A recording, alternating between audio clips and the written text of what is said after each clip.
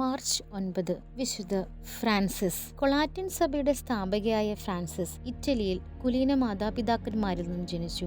മാതാപിതാക്കന്മാർ Roman പ്രഭുവായ Lawrence പെൻസാനിയെ അവൾക്ക് വിവാഹം ചെയ്തു കൊടുത്തു. 40 വർഷത്തെ വിവാഹ ജീവിതത്തിൽ ഒരിക്കൽ പോലും ഭർത്താവിനെ അനുസരിക്കാതിരുന്നിട്ടില്ല.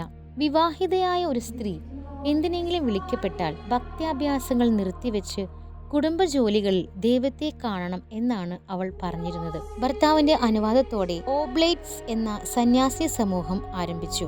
ഭർത്താവിന്റെ മരണശേഷം അവൾ ആ സന്യാസ സഭയിൽ ചേർന്ന് സഭാവസ്ത്രം സ്വീകരിച്ചു.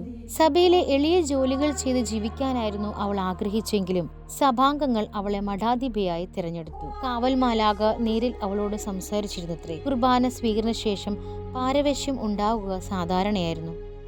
1440 മാർച്ച് 9 56-ാമത്തെ വയസ്സിൽ ഫ്രാൻസിസ് നിര്യാതയായി.